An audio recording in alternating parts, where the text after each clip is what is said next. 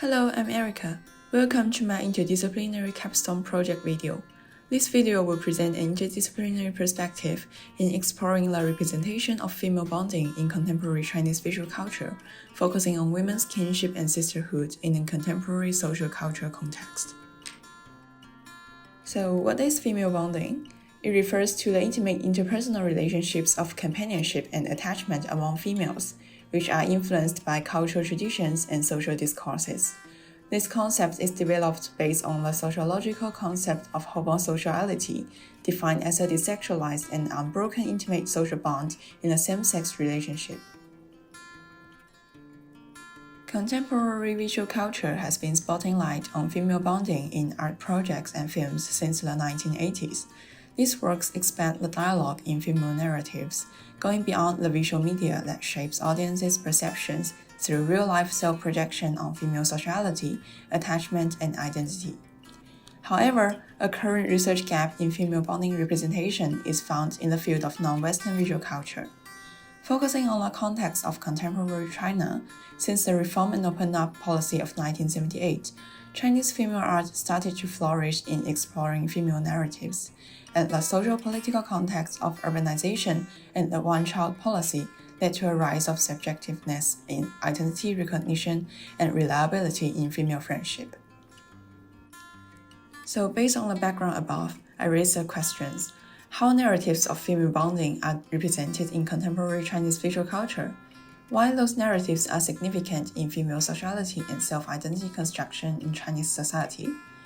This interdisciplinary research focuses on the representation of female bonding in contemporary Chinese visual culture, spotting light on two types of bonding relationships, mother-daughter kinship and desexualized sisterhood. It focuses on the intersectionality of feminist theories and social discourse with artistic expressions by integrating research methods and theories from different disciplines, trying to reach beyond the visual narratives by constructing a framework with social-political dynamics, grounding the discussion of female bonding and identity in contemporary Chinese society. Case study is the main methodology of this research. 4 examples of visual culture that were published or exhibited in mainland China were selected for this study. Mother and Me is a photograph by Chinese female artist He Chengyao.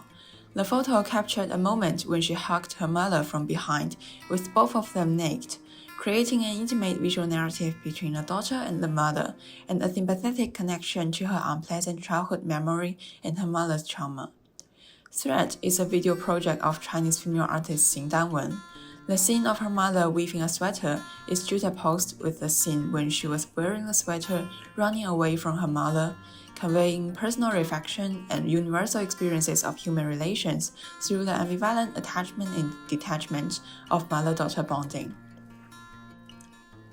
The Wedding Maidens is a film directed by Wang Jin. It is located in a village in southern China before 1949, focusing on the mundane countryside life scenes of females in the past.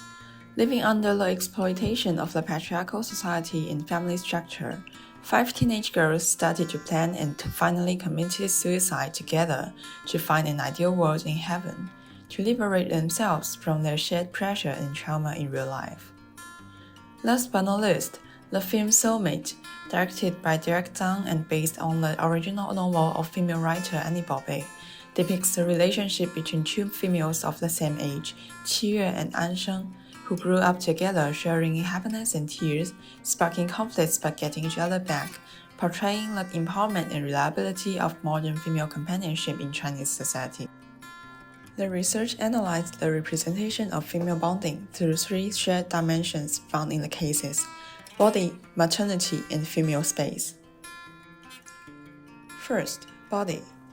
As the physical reality of females, female body images are the most obvious theme that builds up a corporeal and conceptual link among females, and it is often related to self-identification, grow-up, and fertility.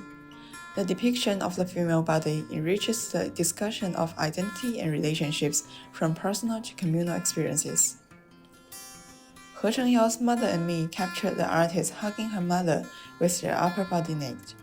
Giving birth to the daughter out of wedlock, He's mother suffered from mental illness due to torment during the Cultural Revolution. In her childhood memories, she even saw her mentally ill mother naked, running and shouting in the street. It was the first time in their life that the mother and daughter ever had their photo taken together, that their bodies were in close contact and touched in a photograph, and the identity boundary between the mother and daughter was blurred. In He's photograph, naked body become the document of their past traumatic experiences, which both tear them apart and connect them together, recording a shared bodily memory transcending time and space.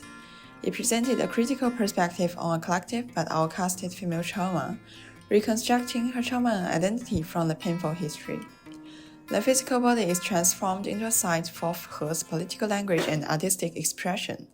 The visual intimacy and attachment in helping the destruction of body trauma are also universally grounded, evoking compassion and sympathy towards the East Asian mother-daughter bonding.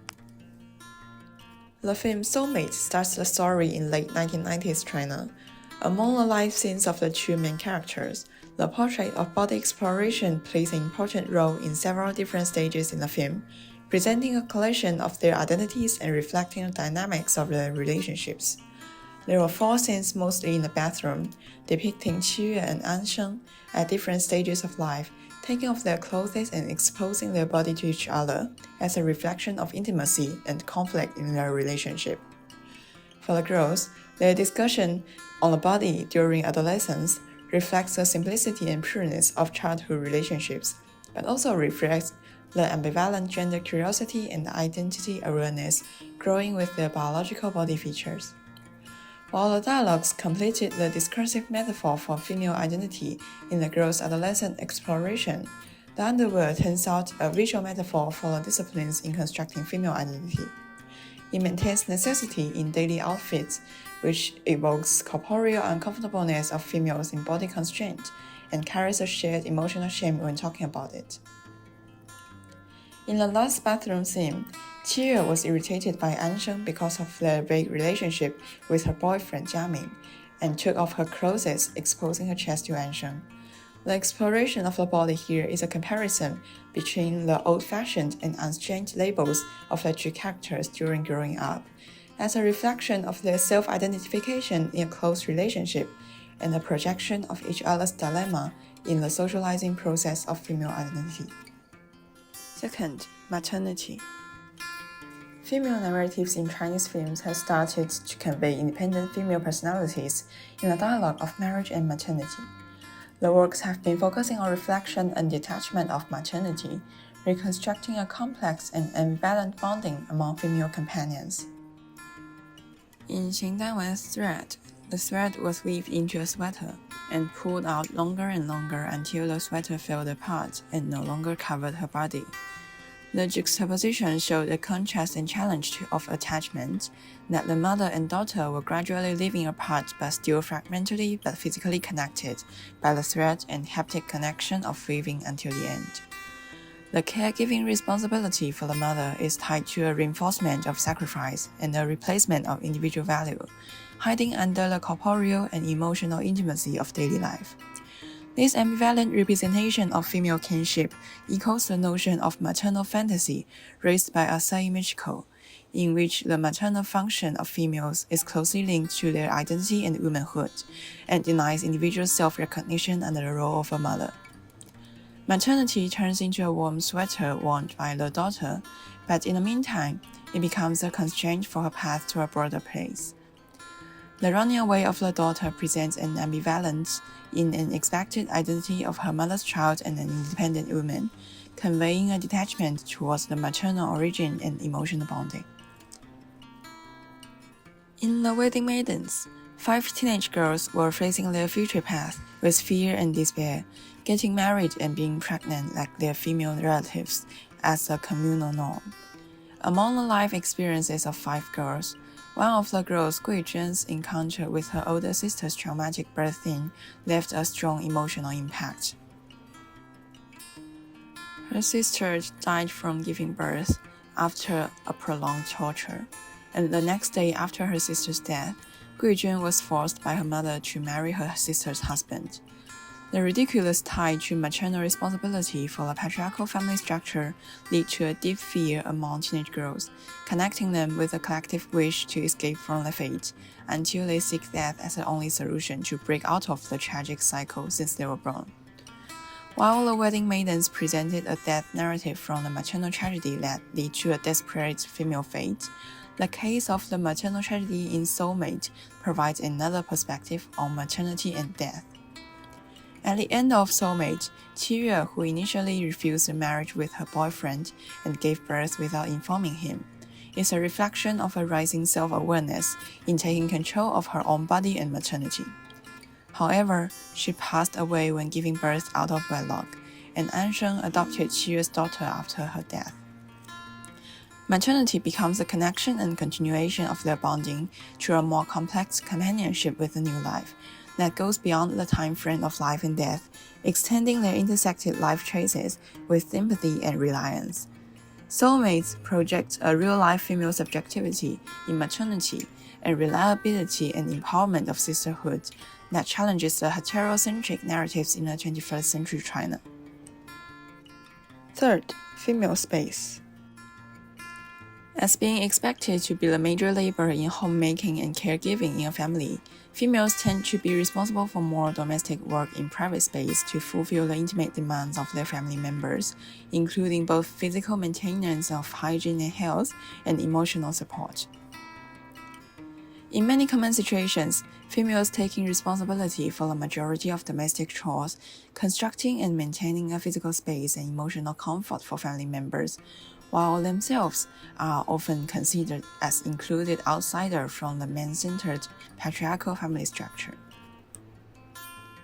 In The Wedding Maidens, the grandmother of teenage girl Aiyue was looking forward to getting permission from her son, Aiyue's father, to sit at the dining table to celebrate her 70-year-old birthday.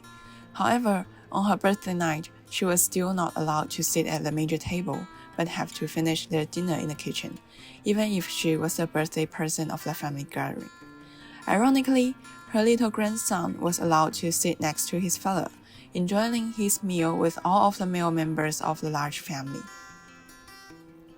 The dining table is either a physical space where gender exploitation happens, or a narrative metaphor for the marginalization of female community in dividing them from the patriarchal idea of home while carrying roles of maintaining domesticity. It constructed an inner negative space for the marginalized female companions who are experiencing the same sacrifice and exploitation. By presenting this negative space through the visual composition and plots in the film, females' connections could be seen and constructed as part of the life tragedies leading to their suicide. In Soulmate, there was a certain depiction of male intervention in female friendship, but the involvement has never become a decisive factor and was shifted into the status of the others. In the film, Qiyue fell in love with a boy called Jiaming.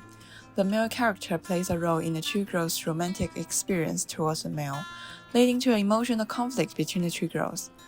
The male existence between their sisterhood could be deconstructed as a form of desire exchange, which echoed Castle's argument on female bonding's challenge of male homosocial power, but goes beyond the patriarchal pattern that their sisterhood could be consolidated even without the male existence. When Qiyue realized that she no longer needed that romantic relationship as a disruptive factor in her own life and friendship, she refused her marriage by telling the boyfriend to leave before the wedding. Stepping on a journey to explore the world, she found her true self in drifting, yearning for the liberated life that used to be represented by Ansheng. In the meantime, the drifting girl Ansheng, who used to find excitement in the flexible lifestyle, was tired of wandering, went back to the college, and entered a stable life stage. She yearned for a sense of stability in the physical place of home, which evidence could be found in her emotional attachment to Qiyue. Their self-recognition and life choices were projected onto each other and intertwined into two contradicted but echoed narratives understood by each other. Under this intertwined sisterhood, the idea of intimacy and home is detached from heterosexual relationships. Similar to the analysis of female unity by Chilero, the female sexuality in the film is disrupted by the intervention of males under a heterocentric environment. But those heterosexual relationships could not entirely satisfy females' needs for attachment. Instead, the relationship of sisterhood has a significant influence in providing them independence and healing in nurturing female self-identity. In conclusion, with internal differences and similarities in female narratives, the four cases represented a transformation and improvement in empowering female sexuality and identity, going beyond the physical body and traumatic narratives to a challenge toward heterocentric relationships and living spaces under the patriarchal society. The visual narratives conveyed personal and universal interpretations of mental and corporeal attachment and shared narratives among female companions, revealing close intersectionality with the feminist theoretical foundation and social-political discourse of contemporary China. Overall, as a projection of female self-identity through visual narratives of body, maternity, and female space, female bonding in the contemporary Chinese visual culture challenges the heterocentric narratives with ambivalent attachment to maternity and domesticity. It expands the dialogue in deconstructing the patriarchal social structure that constrains female identity, portraying reflections and future expectations of female liberation and empowerment in the present society. This is the end of my interdisciplinary research project. Thank you for watching this video.